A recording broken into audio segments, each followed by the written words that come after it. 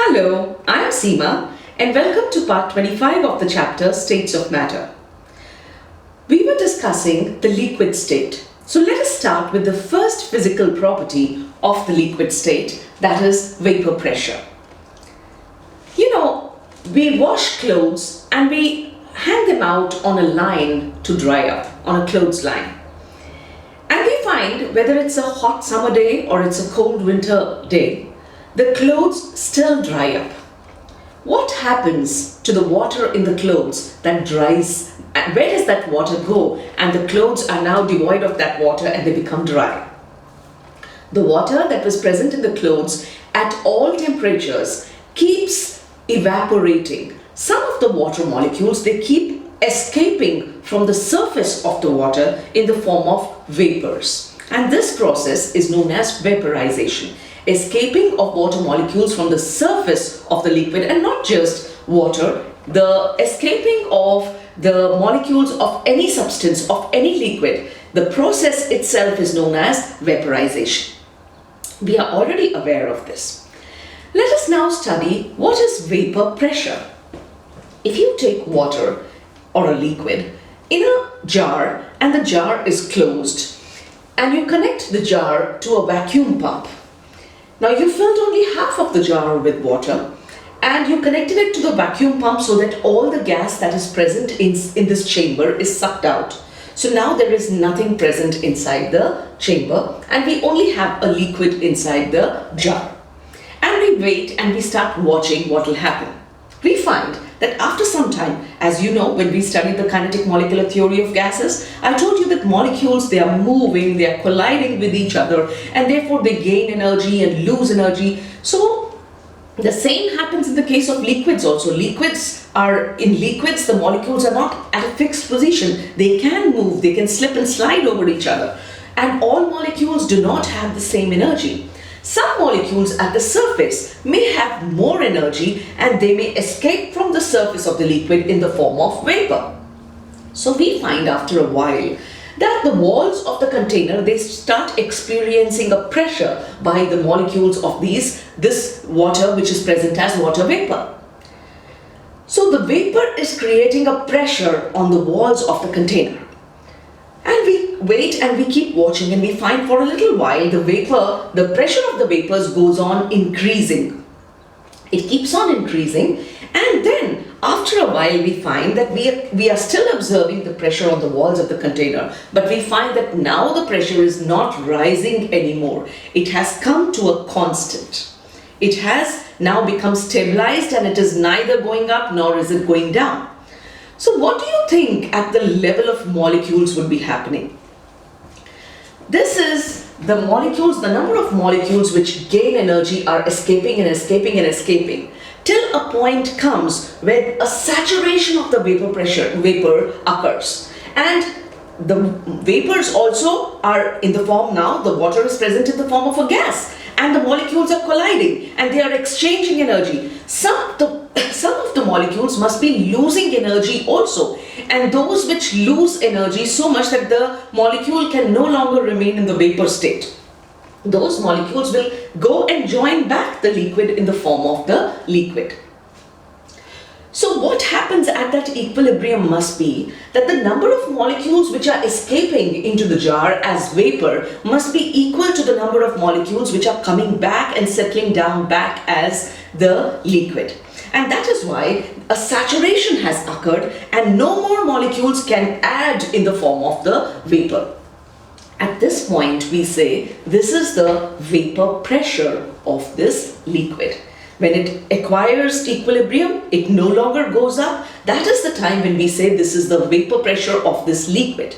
But what would happen if I raise the temperature of the liquid? If I raise the temperature of the liquid, the energy of the molecules on the whole would go up. So the number of molecules which would rise up in the form of vapors would also increase, and hence the equilibrium would be achieved at the equilibrium pressure would be higher. So we find that vapor pressure is actually dependent on the temperature. The lower the temperature, the lower would be the vapor pressure. The higher the temperature, the higher would be the vapor pressure. So vapor pressure is temperature dependent, and vapor pressure is actually the equilibrium vapor pressure. The vapor pressure of a liquid when it is present at equilibrium at a certain temperature. And the vapor pressure of all liquids at all temperatures is very specific for that particular liquid. So equilibrium vapor pressure, or it is called the saturated vapor pressure. Why? Because now the vapors are saturated at that temperature. Why do we say it's saturated? Because now no more molecules are being added to on the whole, net. There is no net increase in molecules. Why do I say on the whole or net? Because there is always a dynamic equilibrium. Always molecules are coming up in the form of vapors, but an equal number of molecules are going in and joining the liquid as liquid. Therefore, it is saturated. So we say this pressure is either called equilibrium vapor pressure or it's called the saturated vapor pressure. Now, we say, I would like to repeat this, that vaporization is temperature dependent. So vapor pressure depends on temperature. Let me remind you of that example I gave you, that clothes that dry up in winters may take longer to dry up. Why do they take longer to dry up? Because the vapor pressure or the process of evaporation during winters or at lower temperatures is less. But at higher temperatures, the process of evaporation is faster and the vapor pressure is more. Therefore, the molecules would go up faster. So, whenever we talk of vaporization or vapor pressure, we must specify the temperature because it is dependent on the temperature. The temperature decides whether the vapor pressure of the same liquid would be higher or lower. Let us now come to the next example. This was a closed vessel and we were just watching the vapor pressure. Let us see what happens to it. If we have an open jar and we are boiling, or rather we are heating up the water. When we heat up the water and the jar is open, here we had sealed it. Here the jar is open. If the jar is open, what does it have? What does the liquid have above it? It has the atmosphere. And we know the atmosphere bears down on the earth. It creates a pressure over everything, which is known as the atmospheric pressure. And the air which is present, gravity pulls the air towards itself. So the air, it exerts pressure on everything that is present. So over this area, now what is pushing downwards? The atmosphere is pushing downwards. And the molecules of the liquid water that we have taken, they are rising and they have to rise up against the atmospheric pressure. Right? So some molecules, what happens when we start heating it? Evaporation is taking place, and as we increase the temperature, evaporation becomes faster and faster. So we find that evaporation is taking place at the surface. Some molecules at the surface, they keep gaining energy, and they keep going up and the water keeps evaporating. Now what happens? When we bring water to 100 degrees Celsius, at that temperature, we find that the vapor pressure of water becomes equal to the atmospheric pressure. It becomes equal to the atmospheric pressure. When it becomes equal to the atmospheric pressure, what will happen? The molecules, vaporization was a process that was taking place only at the surface. But the moment the pressure which is pushing downwards becomes equal to the pressure pushing upwards, molecules of the liquid which may have higher energy even at the bottom, they start jumping out, they start forming. You must have seen water boiling. When water boils, when do we say the water has started boiling? When we find that at the bottom of the container, you find bubbles being created. There are bubbles which are being created at the bottom, and that is when we say it's boiling. It's boiling because the molecules which are present at the bottom of the liquid, they also turn gaseous because the pressure that is pushing downwards is equal to the vapor pressure. So even these molecules, they turn gaseous and they just start wiggling through the liquid molecules to escape into the atmosphere. This temperature at which this happens is known as the boiling point of a liquid. So what is the process of boiling? The process of boiling is that when the when the vapor pressure of a liquid becomes equal to the external pressure. I am not specifying atmosphere, because if we had a closed vessel and we were applying pressure of some kind, we could have achieved a different kind of a pressure. So whatever the external pressure is, that temperature at which the vapor pressure becomes equal to the external pressure, that would be, at that temperature, we say the liquid has started boiling.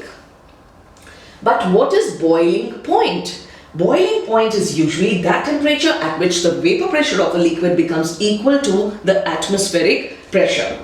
So if it is equal to the atmospheric pressure, the vapor pressure is equal to the external pressure, and that is the boiling point. So boiling point at 1 atmospheric pressure of any substance is known as its normal boiling point. And we know sometimes pressure is measured in terms of bar, and if we are exerting 1 bar pressure over the liquid, then what would the boiling point be called? The boiling point of any liquid at 1 bar is known as its standard vapor pressure. So there's a different terminology that is used for the boiling point at 1 atmospheric pressure, that is 760 millimeters of mercury, or the boiling point at 1 bar, which is 1 into 10 to the power 5 pascals. So the normal and the standard boiling points. We know that the normal boiling point of water is 100 degrees Celsius, but the standard boiling point of water is slightly less, that is 99.6 degrees Celsius. Why is it slightly less? Because 1 bar is slightly less than 1 atmosphere. So if the pressure itself is slightly less, water would start boiling at a lower temperature. So its boiling point would be lower. At this point, I would like to tell you the differences between evaporation and boiling. Tell you what is the difference between evaporation and boiling. As you see, evaporation is a process which is taking place below the boiling point, right?